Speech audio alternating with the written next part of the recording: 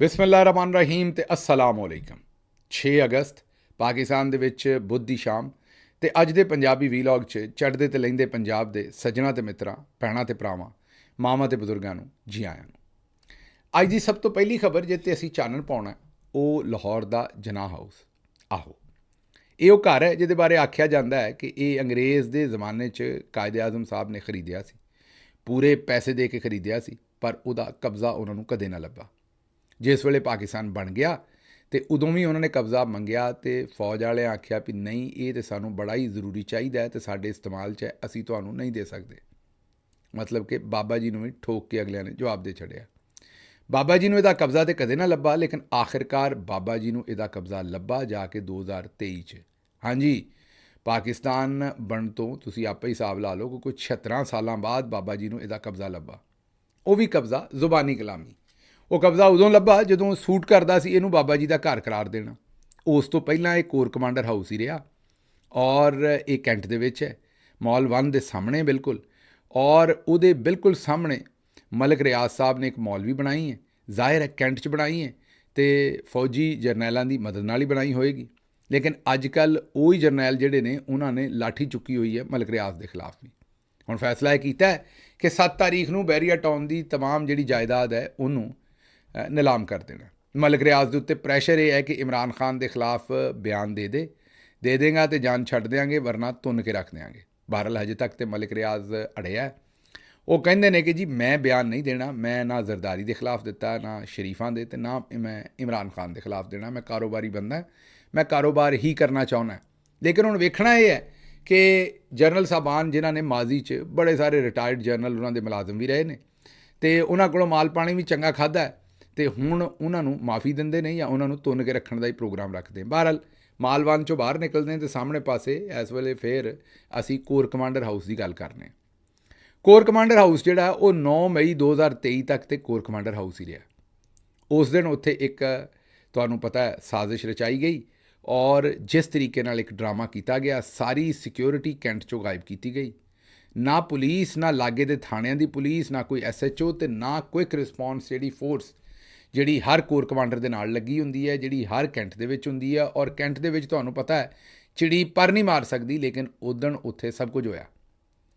ਆਪੇ ਹੀ ਅੱਗਾਂ ਲਵਾਈਆਂ ਗਈਆਂ, ਆਪੇ ਹੀ ਸ਼ੀਸ਼ੇ ਤੋੜੇ ਗਏ, ਆਪੇ ਹੀ ਲੋਕਾਂ ਨੂੰ ਭੜਕਾ ਕੇ ਅੰਦਰ ਖੜਿਆ ਗਿਆ, ਅੰਦਰ ਤਬਾਹੀ ਮਚਵਾਈ ਗਈ ਔਰ ਉਸ ਤੋਂ ਬਾਅਦ ਉਹਦਾ ਸਾਰਾ ਸ਼ਾਖਸਾਨਾ ਪਾ ਦਿੱਤਾ ਗਿਆ ਇਮਰਾਨ ਖਾਨ ਤੇ ਔਰ PTI ਤੇ। ਉਦਣ ਉਸ ਘਰ ਨੂੰ ਸਿਰਫ ਸਾੜਿਆ ਹੀ ਨਹੀਂ ਗਿਆ, ਬਲਕਿ ਉਸ ਘਰ ਨੂੰ ਇੱਕ ਨਵਾਂ ਨਾਮ ਹੀ ਦਿੱਤਾ ਗਿਆ। ਉਸ ਘਰ ਨੂੰ ਕੋਰ ਕਮਾਂਡਰ ਹਾਊਸ ਤੋਂ ਜਨਾਹ ਹਾਊਸ ਕਹਿਣਾ ਸ਼ੁਰੂ ਕਰ ਦਿੱਤਾ ਗਿਆ। ਹੁਣ ਪਤਾ ਇਹ ਲੱਗਾ ਵੀ ਜਨਾਹ ਹਾਊਸ ਜਿਹੜਾ ਉਹ ਦੁਬਾਰਾ ਫੌਤ ਹੋ ਗਿਆ ਤੇ ਉਹ ਦੁਬਾਰਾ ਕੋਰ ਕਮਾਂਡਰ ਹਾਊਸ ਬਣ ਗਿਆ। ਆਹੋ, ਕਿਉਂਕਿ ਤੁਹਾਨੂੰ ਪਤਾ ਹੀ ਹੈ ਕਿ 9 ਮਈ ਦੀਆਂ ਸਜ਼ਾਵਾਂ ਝੂਠੀਆਂ ਸੱਚੀਆਂ ਦੇ ਛੜੀਆਂ ਨੇ। ਸੱਚੀਆਂ ਤੇ ਨਹੀਂ, ਜ਼ਾਹਿਰ ਹੈ ਝੂਠੀਆਂ ਹੀ ਦਿੱਤੀਆਂ ਨੇ। ਪਹਿਲਾਂ ਮਿਲਟਰੀ ਕੋਰਟ 'ਚੋਂ ਸਜ਼ਾਵਾਂ ਦਵਾਈਆਂ ਤੇ ਹੁਣ ਜਿਹੜੀਆਂ ਸਿਵੀਲੀਅਨ ਕੋਰਟਸ ਨੇ ਉਹਨਾਂ 'ਚ ਚਾਂਦੀ ਮੁਕੱਦਮੇ ਰਹਿ ਗਏ ਨੇ। ਬਹੁਤਿਆਂ ਸਾਰਿਆਂ ਮੁਕੱਦਮਿਆਂ ਦੇ ਵਿੱਚੋਂ ਤੇ ਸਜ਼ਾਵਾਂ ਲੋਕਾਂ ਨੂੰ ਦਵਾ ਛੱਡੀਆਂ ਨੇ। ਹੁਣ ਇਸ ਸੂਰਤ ਹਾਲ ਦੇ ਵਿੱਚ ਦੁਬਾਰਾ ਉਹਦੀ ਤਜ਼ੀਨੋ ਆਰਾਇਸ਼ ਕੀਤੀ ਹੈ, ਉਹਨੂੰ ਰੰਗ ਰੋਗਨ ਕੀਤਾ ਤੇ ਦੁਬਾਰਾ ਕੋਰ ਕਮਾਂਡਰ ਸਾਹਿਬ ਦੇ ਹੱਥ ਉਹਦੀਆਂ ਚਾਬੀਆਂ ਦਿੱਤੀਆਂ ਨੇ। ਅਕਬਰ ਅਲੀ ਬਾਜਵਾ ਸਾਹਿਬ ਨੇ ਰਿਪੋਰਟ ਕੀਤਾ ਹੈ ਕਿ ਖੁਸ਼ੀ ਦੀ ਖਬਰ ਹੈ ਕਿ ਲਾਹੌਰ ਦਾ ਕੋਰ ਕਮਾਂਡਰ ਹਾਊਸ ਜਿਹੜਾ ਹੈ ਉਹ ਬਿਲ ਆਖਰ ਦੁਬਾਰਾ ਰੰਗੋ ਰੋਗਨ ਤਜ਼ੀਨੋ ਆਰਾਇਸ਼ ਤੋਂ ਬਾਅਦ ਪੁਰਾਣੇ ਜਾਓ ਜਲਾਲ ਨੂੰ ਬਹਾਲ ਕਰਕੇ ਤੇ ਕੋਰ ਕਮਾਂਡਰ ਸਾਹਿਬ ਨੂੰ ਵਾਪਸ ਕਰ ਦਿੱਤਾ ਗਿਆ ਤੇ ਉਹ ਉੱਥੇ ਹੁਣ ਰਾਇਸ਼ ਪਜ਼ੀਰ ਹੋਣਗੇ। ਇਹਦਾ ਮਤਲਬ ਇਹ ਹੈ ਕਿ ਬਾਬਾ ਜੀ ਫਿਰ ਬੇਕਾਰ ਹੋ ਜਾਣਗੇ। ਮਤਲਬ ਕਿ ਜਨਾਹ ਸਾਹਿਬ ਜਿਹੜੇ ਨੇ ਉਹਨਾਂ ਦਾ ਲਾਹੌਰ ਦੇ ਵਿੱਚ ਫਿਰ ਕੋਈ ਨਹੀਂ ਘਰ ਰਹਿ ਜਾਏਗਾ। ਜਿਵੇਂ 76 ਸਾਲ ਅਸੀਂ ਨਹੀਂ ਮੰਨਿਆ ਵੀ ਇਹ ਜਨਾਹ ਹਾਊਸ ਹੈ, ਹੁਣ ਦੋਹਰੇ ਅਸੀਂ ਨਹੀਂ ਮੰਨਣਾ। ਹਾਲਾਂਕਿ ਹੋਣਾ ਤਾਂ ਇਹ ਚਾਹੀਦਾ ਸੀ ਕਿ ਜਿਹੜਾ ਕਾਇਦੇ ਆਜ਼ਮ ਸਾਹਿਬ ਦਾ ਮਜ਼ਾਰ ਹੈ ਉਹਦੀ ਜਿਹੜੀ ਫਾਊਂਡੇਸ਼ਨ ਹੈ ਉਹਦੀ ਹੁਣੇ ਮਲਕੀਅਤ ਘਰ ਹੁੰਦਾ। ਇਹ ਕਾਇਦੇ ਆਜ਼ਮ ਸਾਹਿਬ ਦੀਆਂ ਯਾਦਾਂ ਦੇ ਨਾਲ ਵਾਬਸਤਾ ਜ਼ਾਹਿਰ ਔਰ ਪੰਜਾਬ ਦੇ ਸਕੂਲਾਂ ਦੇ ਬੱਚੇ ਉੱਥੇ ਤਾਂ ਨਹੀਂ ਜਾ ਸਕਦੇ ਨਾ ਸਭ ਕੁਝ ਵੇਖਣ। ਇੱਥੇ ਇੱਕ ਮਿਊਜ਼ੀਅਮ ਕਾਇਦੇ ਆਜ਼ਮ ਸਾਹਿਬ ਦੀਆਂ ਯਾਦਾਂ ਦੇ ਨਾਲ ਵਾਬਸਤਾ ਚੀਜ਼ਾਂ ਨੂੰ, ਕੁਝ ਨਾ ਕੁਝ ਤਸਵੀਰਾਂ ਨੂੰ, ਕੁਝ ਉਹਨਾਂ ਦੀਆਂ ਤਹਿਰੀਰਾਂ ਨੂੰ ਰੱਖ ਕੇ ਖੂਬਸੂਰਤ ਜਿਹਾ ਮਿਊਜ਼ੀਅਮ ਬਣਾਇਆ ਜਾਂਦਾ, ਕਿਉਂਕਿ ਉਹਨਾਂ ਦਾ ਘਰ ਸੀ ਔਰ ਇਹਨੂੰ ਜਨਾਹ ਸਾਹਿਬ ਦੇ ਮਿਊਜ਼ੀਅਮ ਦੇ ਨਾਲ ਵਕਫ ਕੀਤਾ ਜਾਂਦਾ। ਲੇਕਿਨ ਨਹੀਂ, ਸਾਨੂੰ ਸਿਰਫ 2 ਸਾਲ ਤੱਕ ਇਹਦੇ 'ਚੋਂ ਸਿਆਸੀ ਫਾਇਦਾ ਚੁੱਕਣਾ ਸੀ, ਕਿਉਂਕਿ ਜਨਾਹ ਹਾਊਸ ਕਹਿਣ ਨਾਲ ਇਹਦੀ ਜ਼ਰਾ ਅਹਿਮੀਅਤ ਵੱਧਦੀ ਸੀ ਤੇ ਫਿਰ ਅਸੀਂ ਆਂਦੇ ਸੀ ਵੀ ਯਾਰ ਇਹਨਾਂ ਜਨਾਹ ਹਾਊਸ ਹੀ ਸਾੜ ਛੱਡਿਆ। ਹੁਣ ਕਿਉਂਕਿ ਉਹਦੇ 'ਚੋਂ ਅਸੀਂ ਆਪਣਾ ਫਾਇਦਾ ਚੁੱਕ ਲਿਆ ਤੇ ਹੁਣ ਅਸੀਂ ਉਸੇ ਜਨਾਹ ਹਾਊਸ ਨੂੰ ਵਾਪਸ ਕੋਰ ਕਮਾਂਡਰ ਬਣਾ ਦਿੱਤਾ।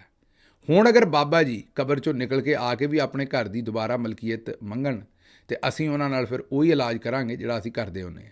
ਤੇ ਖੈਰ ਬਾਬਾ ਜੀ ਨੂੰ ਤਾਂ ਪਤਾ ਉਹਨਾਂ ਤੇ ਨਾਂ ਔਰ ਸਾਹ ਵੀ ਨਹੀਂ ਲੈਣਾ ਵਿਚਾਰਿਆਂ ਨੇ ਮੰਗਣ ਦਾ ਆਪਣੇ ਘਰ ਨੂੰ।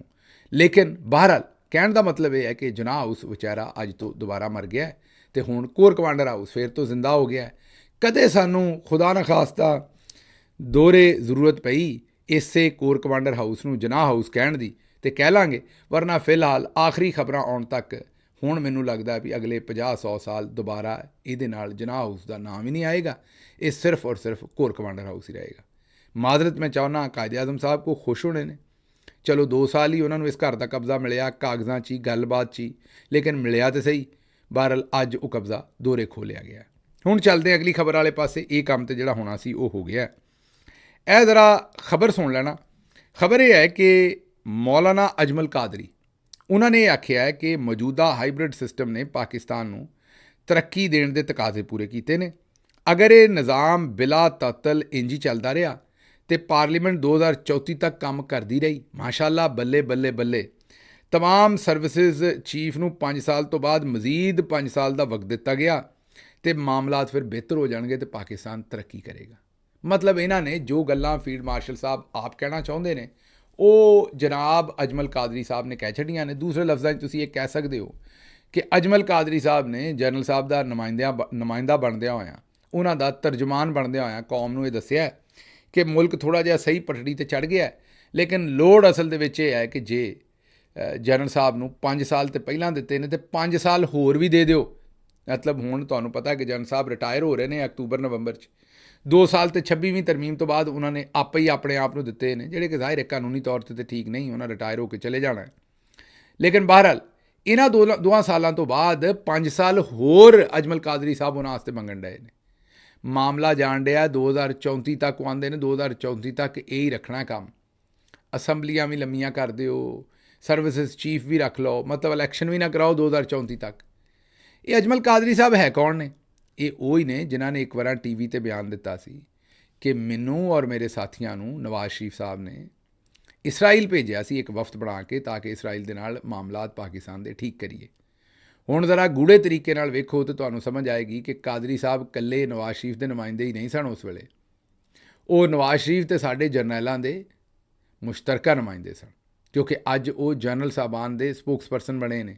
ਉਸ ਵੇਲੇ ਵੀ ਉਹ ਉਹਨਾਂ ਦੇ ਹੀ ਸਨ, ਲੇਕਿਨ ਜ਼ਾਹਿਰ ਹੈ ਨਾਲ ਮੀਆਂ ਸਾਹਿਬ ਨੇ ਵੀ ਆਪਣਾ ਲੁੱਚ ਤਲਿਆ ਸੀ, ਕਿਉਂਕਿ ਮੀਆਂ ਸਾਹਿਬ ਨੂੰ ਵੀ ਉੱਥੋਂ ਸਪੋਰਟ ਚਾਹੀਦੀ ਸੀ ਅਤੇ ਮੀਆਂ ਸਾਹਿਬ ਨੇ ਵੀ ਕਿਹਾ ਕਿ ਚਲੋ ਸਾਨੂੰ ਵੀ ਥੋੜ੍ਹਾ ਜਿਹਾ ਵਿੱਚੋਂ ਡੋਕਾ ਲਵਾ ਦਿਓ, ਅਤੇ ਮੀਆਂ ਸਾਹਿਬ ਨੇ ਵੀ ਵਿੱਚੋਂ ਆਪਣਾ ਡੋਕਾ ਲਵਾ ਲਿਆ। ਅਤੇ ਇਹ ਜਿਹੜੇ ਅਜਮਲ ਕਾਦਰੀ ਸਾਹਿਬ ਨੇ, ਮੌਲਾਨਾ ਅਜਮਲ ਕਾਦਰੀ, ਇਹ ਕੋਈ ਨਵੇਂ ਤੇ ਹੈ ਨਹੀਂ, ਇਹ ਕੰਮ ਪਹਿਲਾਂ ਦਾ ਹੀ ਕਰ ਰਹੇ ਨੇ।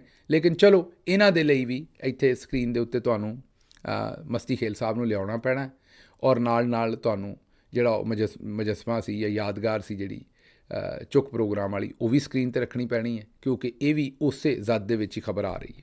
ਅੱਗੇ ਚੱਲਦੇ ਹਾਂ। ਅਗਲੀ ਖਬਰ ਤੁਹਾਡੇ ਸਾਹਮਣੇ ਪਾਕਿਸਤਾਨ ਦੀ ਕੌਮੀ ਅਸੈਂਬਲੀ ਤੋਂ ਰੱਖਦੇ ਹਾਂ, ਜਿਨ੍ਹਾਂ ਨੇ ਇੱਕ ਨਵਾਂ ਰੈਫਰੈਂਸ ਤਿਆਰ ਕਰ ਲਿਆ।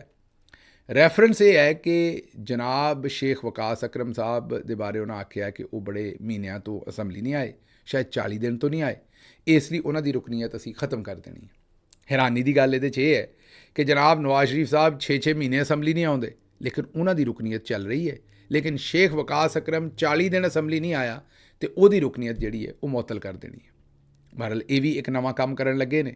ਨਾਲ ਹੀ ਨਾਲ ਤੁਹਾਨੂੰ ਇਹ ਵੀ ਪਤਾ ਹੈ ਕਿ ਤਹਿਰੀਕ-ਏ-ਇਨਸਾਫ ਦੇ ਦਰਜਨਾਂ ਦੇ ਵਿੱਚ ਬੰਦਿਆਂ ਨੂੰ ਹੁਣ ਨਾਅਲ ਕਰੀ ਜਾ ਰਹੇ ਨੇ, ਸੀਟਾਂ ਖਾਲੀ ਕਰੀ ਜਾ ਰਹੇ ਨੇ, ਅਤੇ ਉਹਨਾਂ ਦੇ ਉੱਤੇ ਜ਼ਿਮਨੀ ਇਲੈਕਸ਼ਨ ਕਰਾ ਕੇ ਅਤੇ ਆਪਣੇ ਲੋਟੇ ਲਪਾੜੇ ਜਿੰਨੇ ਆ ਉਹਨਾਂ ਨੂੰ ਅਸੈਂਬਲੀਆਂ 'ਚ ਭਰਨ ਦਾ ਮੁਕੰਮਲ ਪ੍ਰੋਗਰਾਮ। ਨਾਲ ਵਾਲੇ ਪਾਸੇ ਜਿੱਥੇ ਜ਼ਿਮਨੀ ਇਲੈਕਸ਼ਨ ਨਹੀਂ ਕਰਾ ਸਕਦੇ, ਉਸ ਪਾਸੇ ਇਹ ਕੰਮ ਸ਼ੁਰੂ ਕਰ ਦਿੱਤਾ ਹੈ ਕਿ ਕਿਸ ਤਰੀਕੇ ਨਾਲ ਜਿਹੜਾ ਅਸੈਂਬਲੀ 'ਚ 4 ਦਿਨ ਨਹੀਂ ਆਇਆ ਉਹਨੂੰ ਅਸੀਂ ਨਾਅਲ ਕਰ ਦਈਏ, ਕਿਸੇ ਨਾ ਕਿਸੇ ਤਰੀਕੇ ਨਾਲ ਇਹ ਸੀਟਾਂ ਖਾਲੀ ਕਰ ਲਈਏ। ਅੱਛਾ ਜੀ, ਅਗਲੀ ਖਬਰ ਜਿਹੜੀ ਹੈ ਉਹ ਸਾਡੇ ਜਨਾਬ ਕਾਮਰਾਨ ਸ਼ਾਹਿਦ ਸਾਹਿਬ ਨੇ। ਉਹ ਅੱਜ ਕੱਲ੍ਹ ਲੰਦਨ ਗਏ ਨੇ ਅਤੇ ਉੱਥੇ ਵੀ ਦਸਤਾਨੇ ਪਾ ਕੇ ਫਿਰਦੇ ਰਹਿੰਦੇ ਨੇ। ਮੈਨੂੰ ਨਹੀਂ ਪਤਾ ਵੀ ਇਹ, ਮੈਨੂੰ ਕਿਸੇ ਨੇ ਦੱਸਿਆ ਵੀ ਜਿਹੜੇ ਕਾਮਰਾਨ ਸ਼ਾਹਿਦ ਸਾਹਿਬ ਨੇ ਨਾ, ਮੈਂ ਤਾਂ ਖੈਰ ਉਹਨਾਂ ਨੂੰ ਬੜਾ ਪਸੰਦ ਕਰਦਾ, ਤੁਹਾਨੂੰ ਪਤਾ ਸੋਹਣੇ ਸੁਨੱਖੇ ਨੇ ਬੜੇ ਔਰ ਜ਼ਬਰਦਸਤ ਆਦਮੀ ਨੇ, ਸਾਫੀ ਵੀ ਨੇ ਉਹ। ਚਲੋ ਅੱਜ ਕੱਲ੍ਹ ਅਲੱਗ ਗੱਲ ਹੈ ਕਿ ਅੱਜ ਕੱਲ੍ਹ ਚੌਧਰੀ ਸਾਹਿਬ ਵਾਸਤੇ ਸਾਫਤ ਕਰਦੇ ਨੇ, ਲੇਕਿਨ ਟੈਲੈਂਟ ਤਾਂ ਹੈਗਾ। ਉਮੀਦ ਮੈਂ ਕਰਨਾ ਕਿਸੇ ਨਾ ਕਿਸੇ ਦਿਨ ਫਿਰ ਰਾਹ ਰਾਸਤੇ ਆ ਜਾਣਗੇ। ਲੇਕਿਨ ਚਲੋ ਜਿੰਨਾ ਚਿਰ ਜੋ ਵੀ ਆਏ ਨੇ ਸਾਡੇ ਦੋਸਤ ਨੇ, ਫਿਰ ਵੀ ਜੋ ਵੀ ਕਰ ਰਹੇ ਨੇ ਅਸੀਂ ਇਨਕਾਰ ਤਾਂ ਨਹੀਂ ਕਰ ਸਕਦੇ ਇਸ ਗੱਲ ਤੋਂ। ਲੇਕਿਨ ਇਹ ਮੈਨੂੰ ਵੀ ਨਹੀਂ ਸਮਝ ਗਿਆ, ਪਲਾਸਟਿਕ ਦੇ, ਤੁਸੀਂ ਉਹਨਾਂ ਦੇ ਇੰਟਰਵਿਊ ਵੇਖੇ ਹੋਣੇ ਨੇ, ਉੱਥੋਂ ਪਲਾਸਟਿਕ ਦੇ ਜਾਂ ਰਬਰ ਦੇ ਗਲਵਜ਼ ਪਾ ਕੇ ਫਿਰਦੇ ਨੇ। ਅੱਛਾ ਹੁਣ ਮੈਡੀਕਲ ਡਾਕਟਰ ਤਾਂ ਹੈ ਨਹੀਂ ਉਹ ਕਿ ਗਲਵਜ਼ ਪਾ ਕੇ ਉਹਨਾਂ ਉੱਥੇ ਬੰਦਿਆਂ ਨੂੰ ਚੈੱਕ ਕਰਨਾ ਵੀ ਮਤਲਬ ਕਿਸੇ ਦਾ ਪ੍ਰੋਸਟੇਟ ਕੈਂਸਰ ਚੈੱਕ ਕਰਨਾ ਜਾਂ ਕੋਈ ਹੋਰ ਸ਼ੈ ਹੈ, ਗਲਵਜ਼ ਪਾਈ ਫਿਰਦੇ ਨੇ ਸਰਕਾਰ। ਅਤੇ ਇਹ ਚੱਕਰ ਹੈ ਨਹੀਂ। ਮੈਂ ਫਿਰ ਪਤਾ ਕੀਤਾ ਕਿ ਯਾਰ ਇਹ ਗਲਵਜ਼ ਕਿਉਂ ਪਾਈ ਫਿਰਦੇ ਨੇ ਭਾਈ ਹੋਣੀ। ਉਹਨਾਂ ਨੇ ਦੱਸਿਆ ਕਿ ਇਹ ਨਾਲ ਕਿਤੇ ਵੈਟਰਨਰੀ ਡਾਕਟਰ ਵੀ ਰਹੇ ਨੇ। ਵੈਟਰਨਰੀ ਡਾਕਟਰ ਤੁਹਾਨੂੰ ਪਤਾ ਡੰਗਰਾਂ ਸ਼ੰਗਰਾਂ ਨੂੰ ਚੈੱਕ ਕਰਦੇ ਨੇ, ਮੱਝਾਂ ਛੱਜਾਂ ਨੂੰ, ਅਤੇ ਉਹ ਫਿਰ ਉਹਨਾਂ ਨੂੰ ਗਲਵਜ਼ ਪਾਉਣੇ ਪੈਂਦੇ ਨੇ। ਗਲਵਜ਼ ਵੀ ਲੰਮੇ ਹੁੰਦੇ ਨੇ, ਉਹ ਗਲਵਜ਼ ਕੋਈ ਇੱਥੇ ਨਹੀਂ ਮੁੱਕਦੇ, ਉਹ ਇੱਥੋਂ ਤੱਕ ਹੁੰਦੇ ਨੇ ਗਲਵਜ਼। ਅਤੇ ਇਹਨਾਂ ਨੇ ਵੀ ਉਹ ਲੰਮੇ ਗਲਵਜ਼ ਪਾਏ ਨੇ, ਉਹ ਸਾਰੇ ਬੰਦੇ ਦੱਸਦੇ ਨੇ। ਉੱਤੇ ਇਹਨਾਂ ਨੇ ਬਟਨ ਬੰਦ ਕੀਤੇ ਹੁੰਦੇ ਨੇ ਸ਼ਰਟ ਦੇ, ਇਹਨਾਂ ਦੇ ਲੰਬੇ ਗਲਵਜ਼ ਨੇ। ਅਤੇ ਉਹ ਫਿਰ ਜਿੱਥੇ ਇਹਨਾਂ ਨੂੰ ਕੋਈ ਜਾਨਵਰ ਲੱਭ ਜਾਏ, ਡੰਗਰ ਕੋਈ ਮੇਰਾ ਮਤਲਬ ਫਿਰਦਿਆਂ ਤੁਰਦਿਆਂ ਵੀ ਕੋਈ ਚੈੱਕ ਕਰਵਾ ਸਕਦਾ ਹੈ, ਕਿਤੇ ਆਪ ਵੀ ਚੈੱਕ ਕਰਦੇ ਨੇ। ਖਲਕੇ ਖੁਦਾ ਦੀ ਮਦਦ ਕਰਨ ਵਾਸਤੇ ਜਾਂ ਲੋਕਾਂ ਦੇ ਉੱਤੇ ਬੜੇ ਰਹਿਮਦਿਲ ਨੇ। ਜਿੱਥੇ ਇਹਨਾਂ ਨੂੰ ਕੋਈ ਮੱਝ, ਗਾਈ, ਗਧਾ, ਘੋੜਾ ਜਿਹੜਾ ਵੀ ਮਿਲੇ, ਇਹ ਉਹਨੂੰ ਚੈੱਕ ਕਰਦੇ ਨੇ। ਔਰ ਇਸੇ ਲਈ ਹਰ ਵੇਲੇ ਇਹ ਰਬਰ ਦੇ ਜਿਹੜੇ ਗਲਵਜ਼ ਨੇ ਉਹ ਪਾ ਕੇ ਰੱਖਦੇ ਨੇ। ਅਤੇ ਇਹ ਇਹਨਾਂ ਦਾ ਜਿਹੜਾ ਸੂਰਤ ਹਾਲ ਹੈ ਉਹ ਹੈ ਜਨਾਬ ਕਾਮਰਾਨ ਸ਼ਾਹਿਦ ਸਾਹਿਬ ਦੀ। ਲੇਕਿਨ ਬਹਰਹਾਲ ਉੱਥੋਂ ਉਹਨਾਂ ਨੇ ਇੱਕ ਮਸ਼ਵਰਾ ਦਿੱਤਾ। ਉਹਨਾਂ ਕਿਹਾ ਜੀ ਬਗੈਰ ਡੀਲ ਦੇ ਕਿਹੜਾ ਲੀਡਰ ਹੈ ਜਿਹੜਾ ਬਾਹਰ ਨਿਕਲਿਆ। ਜੇਲ੍ਹ ਤੋਂ ਬਗੈਰ ਤੁਸੀਂ ਆਪਣਾ ਡੀਲ ਤੋਂ ਬਗੈਰ ਤੁਸੀਂ ਜੇਲ੍ਹ ਤੋਂ ਬਾਹਰ ਨਹੀਂ ਆ ਸਕਦੇ, ਸਿਰਫ ਫਾਂਸੀ ਲੱਗ ਸਕਦੇ ਹੋ। ਔਰ ਡੀਲ ਜਿਹੜੀ ਉਹ ਗॉडਫਾਦਰ ਦੇ ਕੋਲ ਹੈ। ਦੂਸਰੇ ਲਫ਼ਜ਼ਾਂ ਦੇ ਵਿੱਚ ਇਹਨਾਂ ਨੇ ਫੀਲਡ ਮਾਰਸ਼ਲ ਆਸਿਮ ਮੁਨੀਰ ਨੂੰ ਗॉडਫਾਦਰ ਆਖ ਦਿੱਤਾ। ਹੁਣ ਗॉडਫਾਦਰ ਕੋਈ ਚੰਗਾ ਲਕਬ ਤਾਂ ਹੈ ਨਹੀਂ, ਤੁਹਾਨੂੰ ਪਤਾ, ਤਾਂ ਭੈੜਾ ਲਕਬ ਹੈ। ਸ਼ਰੀਫ ਖਾਨਦਾਨ ਨੇ ਬੜਾ ਗੁੱਸਾ ਕੀਤਾ ਸੀ ਜਦੋਂ ਖੋਸਾ ਸਾਹਿਬ ਨੇ ਉਹਨਾਂ ਨੂੰ ਗॉडਫਾਦਰ ਕਹਿ ਦਿੱਤਾ ਸੀ ਆਪਣੇ ਫੈਸਲੇ 'ਚ। ਸ਼ਰੀਫ ਖਾਨਦਾਨ ਨੂੰ ਅੱਜ ਤੱਕ ਉਹ ਗੁੱਸਾ ਨਹੀਂ ਜਾਂਦਾ। ਗॉडਫਾਦਰ ਇੱਕ ਮਾਫੀਆ ਨਾਲ ਰਿਲੇਟਡ ਫਿਲਮ ਸੀ, ਜਿਹਦੇ ਵਿੱਚ ਜਿਹੜਾ ਸਭ ਤੋਂ ਵੱਡਾ ਕ੍ਰਿਮੀਨਲ ਸੀ ਉਹਨੂੰ ਗॉडਫਾਦਰ ਆਖਿਆ ਜਾਂਦਾ ਸੀ। ਮੈਂ ਬਹਰਹਾਲ ਇਸੇ ਤੋਂ ਤੇ ਕਾਮਰਾਨ ਸ਼ਾਹਿਦ ਸਾਹਿਬ ਨੂੰ ਪਸੰਦ ਕਰਦਾ। ਔਰ ਮੈਂ ਦੱਸਿਆ ਵੀ ਸਾਡੇ ਦੋਸਤ ਨੇ, ਮੈਂ ਤੁਹਾਨੂੰ ਦੱਸਿਆ ਵੀ ਇਹਨਾਂ ਦੇ ਅੰਦਰ ਰਮਕ ਹੈਗੀ ਹੈ। ਇਹ ਇਹਨਾਂ ਨੇ ਉਸ ਰਮਕ ਨੂੰ ਬਸ ਮਿੱਠੀ ਨੀਂਦ ਸਵਾਇਆ ਹੈ। ਕਿਸੇ ਦਿਨ ਵੀ ਉਹ ਜਾਗ ਪੈਣੀ ਹੈ ਅਤੇ ਇਹਨਾਂ ਨੇ ਚੌਧਰੀ ਸਾਹਿਬ ਨੂੰ ਜੁੜ ਜਾਣਾ। ਬਹਰਹਾਲ ਇਹ ਕੋਈ ਘੱਟ ਗੱਲ ਤਾਂ ਹੈ ਨਹੀਂ ਕਿ ਇਹਨਾਂ ਨੇ ਫੀਲਡ ਮਾਰਸ਼ਲ ਸਾਹਿਬ ਨੂੰ ਮਾਫੀਆ ਕਹਿ ਦਿੱਤਾ, ਮੁਜਰਮ ਕਹਿ ਦਿੱਤਾ, ਕ੍ਰਿਮੀਨਲ ਕਹਿ ਦਿੱਤਾ। ਕਿਉਂਕਿ ਗॉडਫਾਦਰ ਕਹਿ ਦੇਣਾ ਇਸ ਤੋਂ ਥੱਲੇ ਵਾਲੀ ਗੱਲ ਤਾਂ ਹੈ ਨਹੀਂ ਕਿ ਉਹ ਫੀਲਡ ਮਾਰਸ਼ਲ ਨੂੰ ਕ੍ਰਿਮੀਨਲ ਔਰ ਮੁਜਰਮ ਕਹਿ ਰਹੇ ਨੇ, ਔਰ ਉਹ ਵੀ ਸਭ ਤੋਂ ਵੱਡਾ ਮੁਜਰਮ ਕਹਿ ਰਹੇ ਨੇ। ਕਿਉਂਕਿ ਗॉडਫਾਦਰ ਦਾ ਮਤਲਬ ਹੀ ਸਭ ਤੋਂ ਵੱਡਾ ਮਾਫੀਆ ਦਾ ਬੰਦਾ ਜਾਂ ਸਭ ਤੋਂ ਵੱਡਾ ਮੁਜਰਮ। ਇਹ ਕੀ ਕਹਿ ਰਹੇ ਨੇ ਕਾਮਰਾਨ ਸ਼ਾहिद साहब, ज़रा आप सुन लो। पाकिस्तान में आप बताएं तारीख में कौन सा ऐसा लीडर है जो बगैर डील के बाहर निकलो। बगैर डील के फांसी चढ़ सकते हैं आप पाकिस्तान में, बगैर डील के उम्र कैद भी हो सकती है, बगैर डील के आप बाहर नहीं आ सकते। डील गॉडफादर के पास ही हमेशा होती है। क्या आपका गॉडफादर से मतलब जो हमारे गॉडफादर्स आप क्या जी सबके गॉडफादर एक ही है भाई। पाकिस्तान में हमारी फौज जो है हम लोग को अपना गॉडफादर समझते हैं, इसमें क्या दो राय हो सकती। ਸੁਣ ਲਿਆ ਜੀ। ਇਹ ਹੁਣ ਪਤਾ ਨਹੀਂ ਇਹਨਾਂ ਵਾਪਸ ਪਾਕਿਸਤਾਨ ਨਹੀਂ ਜਾਣ ਦਾ ਫੈਸਲਾ ਕੀਤਾ ਹੈ ਜਾਂ ਕੀ ਗੱਲ ਹੈ।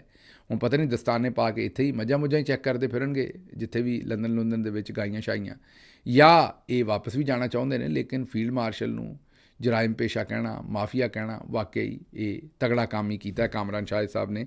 ਮਾੜਾ ਕੰਮ ਤਾਂ ਮੈਂ ਇਹਨੂੰ ਨਹੀਂ ਕਹਿ ਸਕਦਾ ਕਿ ਵੀ ਇਹ ਮਾੜਾ ਕੰਮ ਕੀਤਾ। ਅੱਛਾ ਜੀ, ਅਗਲੀ ਖਬਰ ਜਿਹੜੀ ਹੈ ਉਹ ਖਬਰ ਇਸ ਵੇਲੇ ਤੁਹਾਡੇ ਸਾਹਮਣੇ ਇਹ ਰੱਖਣੀ ਹੈ ਕਿ ਇਸ ਵਕਤ ਤਕਰੀਬਨ ਕੋਈ 500 ਤੋਂ 1000 ਦੇ ਕਰੀਬ ਜਿਹੜੇ ਵਰਕਰਸ ਨੇ ਉਹ ਡਿਫਰੈਂਟ ਥਾਣਿਆਂ ਦੇ ਵਿੱਚ ਗ੍ਰਿਫਤਾਰ ਕੀਤੇ ਨੇ। ਇਹ ਜਿਹੜਾ ਇhtਜਾਜ ਹੋਇਆ 5 ਅਗਸਤ ਦੇ ਵਿੱਚ, ਹਕੂਮਤ ਨੂੰ ਔਰ ਫੀਲਡ ਮਾਰਸ਼ਲ ਸਾਹਿਬ ਨੂੰ ਇਹ ਅੰਦਾਜ਼ਾ ਨਹੀਂ ਸੀ ਕਿ ਇੰਨੀ ਖਲਕਤ ਬਾਹਰ ਨਿਕਲੇਗੀ। ਇਹਨਾਂ ਨੇ ਸੋਚਿਆ 26 ਨਵੰਬਰ ਤੋਂ ਬਾਅਦ ਅਸੀਂ ਮੁਕੰਮਲ ਕੰਟਰੋਲ ਕਰ ਲਿਆ, ਹੁਣ ਕਿਸੇ ਬੰਦੇ ਨੇ ਬਾਹਰ ਨਹੀਂ ਨਿਕਲਣਾ। ਤੁਹਾਨੂੰ ਯਾਦ ਹੈ 26 ਨਵੰਬਰ ਨੂੰ ਸਿਰਾਂ 'ਚ ਗੋਲੀਆਂ ਮਾਰੀਆਂ ਗਈਆਂ ਸੀ, ਇੱਕ ਖੌਫ ਦਾ ਮਾਹੌਲ ਖੜਾ ਕਰ ਦਿੱਤਾ ਗਿਆ ਸੀ। ਇਹਨਾਂ ਨੂੰ ਇਹ ਲੱਗਦਾ ਸੀ ਕਿ ਹੁਣ ਕੋਈ ਬੰਦਾ ਇਸ ਤੋਂ ਬਾਅਦ ਬਾਹਰ ਨਿਕਲਣ ਦਾ ਨਾਂ ਨਹੀਂ ਲਏਗਾ। ਲੇਕਿਨ ਆਵਾਮ ਨੇ ਫਿਰ, ਮੈਂ ਤਾਂ ਆਖਾਂਗਾ ਵੀ ਸਾਰਿਆਂ ਨੂੰ ਹੈਰਾਨ ਕਰ ਦਿੱਤਾ। ਜਿਸ ਤਰ੍ਹਾਂ 5 ਅਗਸਤ ਨੂੰ ਲੋਕੀ ਇਮਰਾਨ ਖਾਨ ਦੀ ਕਾਲ 'ਤੇ ਬਾਹਰ ਨਿਕਲੇ ਨੇ, ਇਹ ਸ਼ਾਇਦ ਇਮਰਾਨ ਖਾਨ ਤੋਂ ਇਲਾਵਾ ਕਿਸੇ ਨੂੰ ਵੀ ਨਹੀਂ ਸੀ ਪਤਾ। ਹਾਲਾਂਕਿ ਉਸ ਤਰ੍ਹਾਂ ਦੀ ਕੋਈ ਲੀਡਰਸ਼ਿਪ ਅਸੀਂ ਫਰਾਹਮ ਨਹੀਂ ਕਰ ਪਾ ਰਹੇ ਜਿਸ ਤਰ੍ਹਾਂ ਦੀ ਸਾਨੂੰ ਕਰਨੀ ਚਾਹੀਦੀ ਹੈ। ਪਬਲਿਕ ਉਸ ਦੇ ਬਾਵਜੂਦ ਬਗੈਰ ਕਿਸੇ ਖਾਸ ਲੀਡਰਸ਼ਿਪ ਪ੍ਰੋਵਾਈਡ ਕਰਨ ਦੇ ਸੜਕਾਂ 'ਤੇ ਸੀ। KP ਹੋਵੇ ਜਾਂ ਪੰਜਾਬ ਹੋਵੇ ਜਾਂ ਸਿੰਧ ਹੋਵੇ ਜਾਂ ਬਲੂਚਿਸਤਾਨ ਹੋਵੇ ਜਾਂ ਕਸ਼ਮੀਰ ਹੋਵੇ, ਹਰ ਪਾਸੇ ਤੁਹਾਨੂੰ ਪਬਲਿਕ ਹੀ ਪਬਲਿਕ ਨਜ਼ਰ ਆਈ ਹੈ। ਔਰ ਇਮਰਾਨ ਖਾਨ ਦੀ ਕਾਲ 'ਤੇ ਉਹਨਾਂ ਨੇ ਲੱਬੈਕ ਆਖਿਆ। ਇਹ ਇੱਕ ਬੜੀ ਵੱਡੀ ਪਰੇਸ਼ਾਨੀ ਬਣ ਗਈ ਹੈ। ਇਸੇ ਪਰੇਸ਼ਾਨੀ 'ਚ ਲੋਕਾਂ ਨੂੰ ਚੁੱਕਿਆ ਔਰ ਵਰਕਰਸ ਨੂੰ ਚੁੱਕਿਆ, ਖਵਾਤੀਨ ਨੂੰ ਚੁੱਕਿਆ, ਕੁਝ ਨੂੰ ਰਿਹਾ ਕਰ ਦਿੱਤਾ, ਕੁਝ ਨੂੰ ਅਜੇ ਤੱਕ ਥਾਣੇ 'ਚ ਰੱਖਿਆ।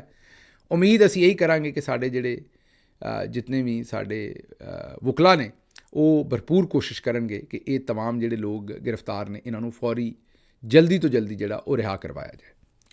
ਹੁਣ ਜ਼ਰਾ ਅਗਲੀ ਖਬਰ ਤੁਹਾਡੇ ਸਾਹਮਣੇ ਰੱਖ ਦਈਏ। ਅਗਲੀ ਖਬਰ ਬੜੀ ਖੁਸ਼ਾਇੰਦ ਖਬਰ ਹੈ। ਇੱਕ ਪਾਕਿਸਤਾਨੀ ਜਿਹੜਾ ਪਿਛਲੇ 50 ਸਾਲ ਤੋਂ ਪੈਰਿਸ ਦੇ ਵਿੱਚ, ਫਰਾਂਸ ਦੇ ਵਿੱਚ ਅਖਬਾਰ ਵੇਚ ਰਿਹਾ। ਪੈਰਿਸ ਦੀਆਂ ਸੜਕਾਂ 'ਤੇ 50 ਸਾਲ ਤੋਂ ਉਹ ਅਖਬਾਰ ਵੇਚ ਰਹੇ ਨੇ ਔਰ ਉਹਨਾਂ ਦਾ ਨਾਂ ਹੈ ਅਲੀ ਅਕਬਰ। ਇਸ ਵੇਲੇ ਤੋਂ ਜ਼ਾਹਿਰ ਹੈ ਫ੍ਰੈਂਚ ਸਿਟੀਜ਼ਨ ਨੇ, ਲੇਕਿਨ ਉਹ ਪਾਕਿਸਤਾਨੀ ਨਿਜਾਤ ਨੇ। ਅਲੀ ਅਕਬਰ ਸਾਹਿਬ ਜਿਹੜੇ ਨੇ 1973 'ਚ ਪਾਕਿਸਤਾਨ ਤੋਂ ਫਰਾਂਸ ਗਏ, ਰਾਵਲਪਿੰਡੀ ਤੋਂ ਉਹਨਾਂ ਦਾ ਤਾਲੁਕ ਸੀ, ਅਤੇ ਉਹ ਉੱਥੇ ਉਹਨਾਂ ਨੇ ਅਖਬਾਰ ਵੇਚਣਾ ਸ਼ੁਰੂ ਕੀਤਾ। ਹੁਣ ਪਿਛਲੇ 50 ਸਾਲ ਤੋਂ ਲਗਾਤਾਰ, ਬਲਕਿ 50 ਕੀ 52 ਸਾਲ ਹੋ ਗਏ ਨੇ, ਉਹ ਲਗਾਤਾਰ ਅਖਬਾਰ ਹੀ ਵੇਚੀ ਜਾ ਰਹੇ ਨੇ। ਔਰ ਇਸ ਉਹਨਾਂ ਦੀ ਜਿਹੜੀ ਸਰਵਿਸ ਸੀ ਉਹਦੀ ਵਜ੍ਹਾ ਤੋਂ ਫਰਾਂਸੀਸੀ ਸਦਰ ਜਿਹੜੇ ਨੇ ਉਹ ਹੁਣ ਉਹਨਾਂ ਨੂੰ ਅਗਲੇ ਮਹੀਨੇ ਜਿਹੜਾ ਉਹ ਸਤੰਬਰ ਦੇ ਵਿੱਚ ਨੈਸ਼ਨਲ ਆਰਡਰ ਆਫ ਮੈਰਿਟ ਦਾ ਅਜ਼ਾਜ਼ ਜਾਂ ਅਵਾਰਡ ਜਿਹੜਾ ਦੇਣਗੇ। ਇਹ ਅਵਾਰਡ ਜਿਹੜਾ ਹੈ ਇਹ ਆਲਾ ਸਿਵਲ ਅਜ਼ਾਜ਼ ਵੀ ਹੈ, ਔਰ ਫਰਾਂਸ ਦੀ ਸਿਵਲ ਜਾਂ ਅਸਕਰੀ ਖਿਦਮਾਤ ਜਿਹੜੇ ਲੋਕ ਫੌਜੀ ਜਾਂ ਸਿਵਲੀਅਨ ਜਿਹੜੇ ਬਹੁਤ ਅਹਿਮ ਖਿਦਮਾਤ ਦਿੰਦੇ ਨੇ ਉਹਨਾਂ ਨੂੰ ਇਹ ਅਵਾਰਡ ਦਿੱਤਾ ਜਾਂਦਾ ਹੈ। ਗੌਰ ਕਰੋ ਕਿ ਸਾਡੇ ਮੁਲਕ ਦੇ ਵਿੱਚ ਕਿਸੇ ਅਖਬਾਰ ਫਰੋਸ਼ ਨੂੰ ਇਹ ਤਮਗੇ ਸ਼ਮਗੇ ਦਿੰਦੇ ਨੇ। ਇੱਥੇ ਦੇ ਤਮਗਿਆਂ ਵਾਲੇ ਸਾਰੇ ਦੇ ਸਾਰੇ ਤੁਹਾਨੂੰ ਪਤਾ ਹੈ ਲੁੱਚੇ ਲਫੰਗੇ ਜਾਂ ਇਹਨਾਂ ਦੇ ਲਿਫਾਫੇ ਜਾਂ ਇਹਨਾਂ ਦੇ ਚਮੋਟਿਆਂ ਵਾਲੇ ਨੇ। ਇੱਥੇ ਦੇ ਜਿਹੜਾ ਉਹ ਯਾਦਗਾਰ ਤਰ੍ਹਾਂ ਚੁੱਕ ਕੇ ਰੱਖੇਗਾ ਕੰਮ ਨੂੰ, ਨਖਰਿਆਂ ਨੂੰ, ਅਤੇ ਜਾਂ ਜਿਵੇਂ ਮਸਤੀ ਖੇਲ ਸਾਹਿਬ ਕਹਿੰਦੇ ਨੇ ਉਸ ਤਰੀਕੇ ਨਾਲ ਜਿਹੜਾ ਆਪਣਾ ਇਹ ਕੰਮ ਕਰੇਗਾ ਉਹਨੂੰ ਇੱਥੇ ਤਮਗੇ ਲੱਭਦੇ ਨੇ। ਇੱਥੇ ਅਗਰ ਅਲੀ ਅਕਬਰ ਇੱਥੇ ਹੁੰਦਾ ਤਾਂ ਉਹਨੂੰ ਤਾਂ ਇਹ ਇੱਜ਼ਤ ਕਿਸੇ ਸੂਰਤ ਕਿਸੇ ਨੇ ਨਹੀਂ ਸੀ ਦੇਣੀ। ਲੇਕਿਨ ਅਲੀ ਅਕਬਰ 1973 'ਚ ਉੱਥੇ ਚਲੇ ਗਏ, ਔਰ ਅੱਜ ਉਹਨਾਂ ਦੀ ਉਮਰ ਜਿਹੜੀ ਹੈ ਉਹ ਮੇਰਾ ਖਿਆਲ 72 ਸਾਲ ਦੇ ਕਰੀਬ ਹੈ, ਔਰ ਅੱਜ ਉਹਨਾਂ ਨੂੰ ਫਰਾਂਸੀਸੀ ਸਦਰ ਜਿਹੜਾ ਉਹ ਅਵਾਰਡ ਦੇ ਰਿਹਾ। ਇਹ ਜ਼ਾਹਿਰ ਹੈ ਹਰ ਉਹ ਸ਼ਖਸ ਜਿਹੜਾ ਮਿਹਨਤ ਕਰਦਾ ਹੈ ਔਰ ਸਿਦਕੇ ਦਿਲ ਨਾਲ ਔਰ ਇਮਾਨਦਾਰੀ ਨਾਲ ਮਿਹਨਤ ਕਰਦਾ ਔਰ ਮਿਹਨਤ ਕਰਕੇ ਆਪਣਾ ਪੇਟ ਪਾਲਦਾ, ਉਹਦੇ ਵਾਸਤੇ ਅੱਜ ਇਹ ਫਖਰ ਦਾ ਦਿਨ ਹੈ ਕਿ ਇੱਕ ਬੰਦਾ ਜਿਹਨੇ ਸਿਰਫ ਅਖਬਾਰ ਵੇਚੇ ਲੇਕਿਨ ਮਿਹਨਤ ਕੀਤੀ, ਉਹਨੂੰ ਫਰਾਂਸ ਦੀ ਗਵਰਨਮੈਂਟ ਨੇ ਰਿਕਗਨਾਈਜ਼ ਕੀਤਾ ਔਰ ਆਪਣਾ ਹਾਈਐਸਟ ਅਵਾਰਡ ਜਿਹੜਾ ਉਹ ਦੇ ਰਹੀ। ਸਾਡੇ ਵੱਲੋਂ ਵੀ ਅਲੀ ਅਕਬਰ ਸਾਹਿਬ ਨੂੰ ਮੁਬਾਰਕਬਾਦ, ਉਹਨਾਂ ਦੇ ਸਾਥੀਆਂ ਨੂੰ ਵੀ, ਉਹਨਾਂ ਦੀ ਖਾਨਦਾਨ ਨੂੰ ਵੀ, ਔਰ ਜਿੰਨੇ ਵੀ ਲੋਕ ਮਿਹਨਤੀ ਨੇ, ਮਜ਼ਦੂਰ ਨੇ ਔਰ ਬੈਰੂਨੇ ਮੁਲਕ ਦੇ ਵਿੱਚ ਜਾਂ ਪਾਕਿਸਤਾਨ ਦੇ ਵਿੱਚ ਮਜ਼ਦੂਰੀ ਕਰਦੇ ਨੇ ਔਰ ਆਪਣਾ ਔਰ ਆਪਣੇ ਬੱਚਿਆਂ ਦਾ ਪੇਟ ਪਾਲਦੇ ਨੇ ਇਮਾਨਦਾਰੀ ਨਾਲ, ਉਹਨਾਂ ਸਾਰਿਆਂ ਨੂੰ ਇਹ ਮੁਬਾਰਕਬਾਦ ਦਾ ਦਿਨ ਹੈ। ਉਹਨਾਂ ਸਾਰਿਆਂ ਵਾਸਤੇ ਐਪਰੀਸੀਏਸ਼ਨ ਦਾ ਦਿਨ ਹੈ। ਮੈਨੂੰ ਇੱਥੋਂ ਦਿਓ ਇਜਾਜ਼ਤ, ਤੇ ਰੱਬ ਰੱਖਾ।